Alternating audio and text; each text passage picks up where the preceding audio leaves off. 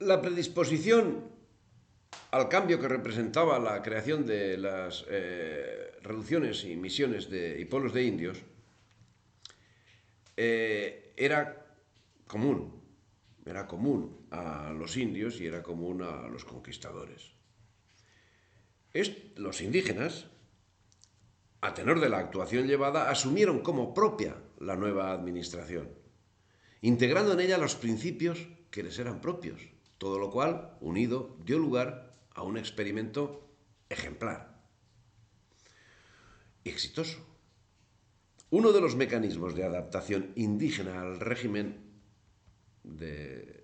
hispánico que propició la edad de oro de la ciudad indígena fue la rápida adopción del cabildo, de la autoridad municipal. Los españoles delegaron la elección del cabildo, así como sus cargos y funciones, en las ciudades indígenas, ya desde el comienzo.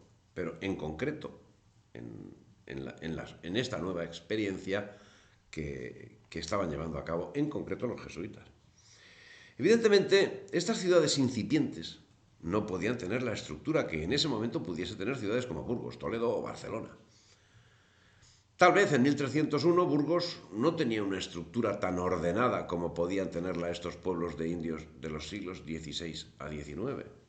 Por ello, no debe alarmarnos expresiones como las de Humboldt, cuando señala las casas, o mejor diré, las cabañas de los indios chaimas, separadas las unas de las otras, no están rodeadas de jardines.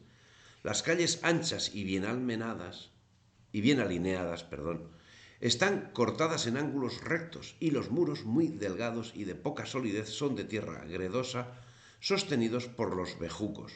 La gran plaza de San Fernando, situada en el centro del pueblo, contiene la iglesia, la casa del misionero, un humilde edificio que se llama con mucho fausto la casa del rey. Probablemente es más significativo lo que señala a renglón siguiente el mismo autor. Dice, es un verdadero caravanserai, destinado a dar abrigo a los viajeros y, según hemos experimentado, es muy útil en un país donde no se conoce el nombre de posada.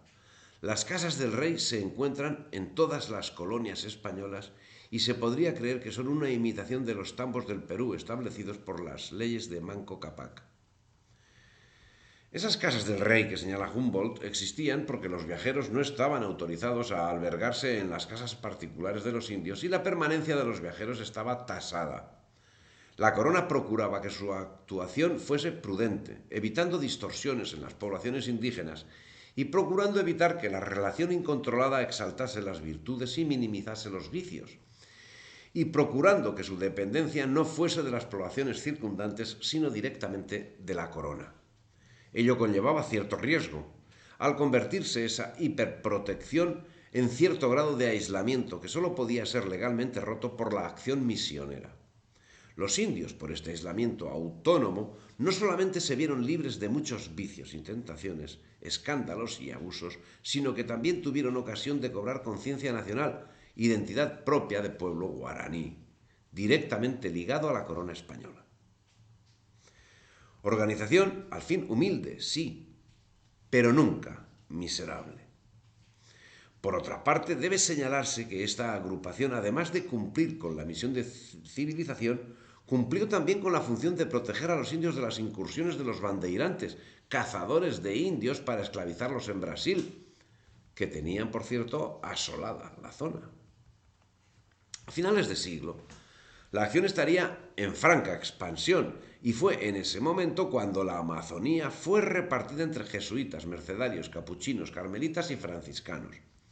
Es remarcable el hecho de la vida política propia, que si en principio parece contradecirse con lo anteriormente señalado de la nueva comunidad política, finalmente no se contradice, porque esta, la nueva comunidad política, no implicaba la destrucción de las estructuras precedentes, ya que el gobierno de la misión era réplica del que hasta el momento había conocido los indios en reducción. En este sentido, es de señalar que el cacique, y no otra persona, pasaba a ocupar el cargo de corregidor, con las mismas funciones de administrar justicia de las que anteriormente estaba encargado. Pero esa función la realizaría asistido por el Consejo Municipal, que contaba con una estructura compuesta por un vicerregidor, o teniente, alcaldes, regidores y alguaciles en número variable y dependiendo de las dimensiones de la misión de la que era corregidor. Esa preeminencia del cacique, como otros aspectos, sufrió evolución con el tiempo y acabó imponiéndose una organización electiva de todos los cargos y ministerios para el desarrollo de las funciones que en principio eran de su responsabilidad. El cacique, así, quedaba relegado a la condición decorativa de noble, y no sólo de nombre de la reducción, sino de la nobleza española. Pero al fin, el cambio lo era en cuanto a la titularidad de los encargados de ejercer las funciones, no en cuanto al tiempo de su mandato, que continuaría siendo anual, excepción hecha del corregidor cuyo mandato se prolongaba por 5 años, siendo que se encontraba sujeto a la autoridad de los jesuitas, cuyo superior era el único que podía deponerle. Como asesor extraordinario, se contaba con el cura, que ejercía cierta capacidad de veto, y esa medida es entendida por algunos de una forma particular. Por ejemplo, Leslie Vettel dice: los jesuitas en particular mantuvieron una política de destribalización mediante el confinamiento de los indígenas en grandes contingentes en poblados aislados, donde fueron, en última instancia, aculturados, homogeneizados, privados de su identidad cultural. Bueno, la verdad es que esa estructura era la que, sobre el papel, se habían marcado en las instrucciones de Felipe III. La realidad marca que, al fin, el intento por armonizar la vida política indígena con la española se cumplía en cierta medida. En realidad, las élites indígenas solo constituían en apariencia los cabildos de estilo español. Sus elecciones, si se celebraban, eran un mero paripé que ocultaba las maniobras de poder tradicionales entre facciones. Adoptaron los títulos españoles como alcalde y regidor, pero el número, la jerarquía y los cargos de los funcionarios se basaban en las tradiciones locales. Y muchos cabildos contenían funcionarios con títulos de la preconquista. En algunos casos, los gobernadores indígenas eran elegidos por los españoles, pero lo más común era que continuasen gobernando de forma vitalicia, igual que antes de la conquista, incluso con sus títulos originarios. Y transferían sus cargos a sus herederos. Ciertamente, parece que la acusación de aculturización hecha por Leslie Vettel, que en general me gusta, es una autora que en general me gusta, pero bueno, esa acusación queda un poco fuera de lugar, entiendo. Pero es que eso era algo que estaba calculado y lejos de ser privados de su identidad cultural, las repúblicas de indios se regían según las costumbres ancestrales, limitándose a la intervención española a evitar actuaciones que fuesen contrarias al derecho natural y posibilitando, eso sí, la transmisión de todo tipo de usos y costumbres que fuesen beneficiosos para todos. Unos usos y costumbres que abarcaban todos los aspectos de la vida, desde la producción hasta la aplicación de justicia. En este campo es de señalar que en el régimen jurídico de estas poblaciones, que eran las misiones, no existía la pena de muerte, siendo el castigo más duro el que se aplicaba a los homicidas y que consistía en 10 años de prisión y la pena de destierro, cumplida trasladando al reo a otra reducción alejada para otros delitos graves. Delitos menores como el robo o el absentismo laboral también estaban penados, y como control de los mismos estaban prohibidas las bebidas alcohólicas y la vida nocturna.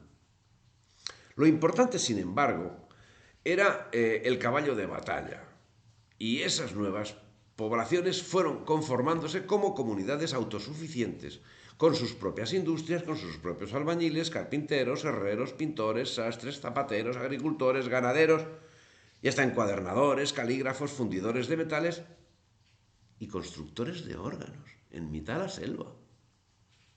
En mitad de la selva. Tierras, talleres, herramientas de trabajo, ganado, todo pertenecía a la reducción. A excepción de los enfermos, estaban obligados al trabajo hombres, mujeres y niños de más de 11 años de edad. El cura doctrinero que vivía en la reducción distribuía cada día las tareas que eran dirigidas por las autoridades indígenas y los miembros del cabildo. Los caciques hacían el papel de capataces de los indios agricultores y el cura tenía el control y dirección en los talleres artesanales y en los almacenes comunales. Económicamente, las reducciones priorizaron el desarrollo de la agricultura y la ganadería, que tanto difería de las costumbres ancestrales de los indios. Ahora se les enseñaba que no era necesario centrarse en el cultivo itinerante al que estaban acostumbrados. Ya no sería necesario permanecer errantes. En los pueblos aprendieron a cultivar la tierra con los nuevos métodos, animales, arados, azadas. Fueron su revolución industrial. Y junto a ellas, el comercio de lo que mejor producían. Con los nuevos métodos también alcanzó la ganadería un desarrollo muy notable en cantidad y calidad. Y de ello, hoy mismo, podemos observar sus muestras. Si te ha gustado el vídeo, dale me gusta, difunde y suscríbete al canal.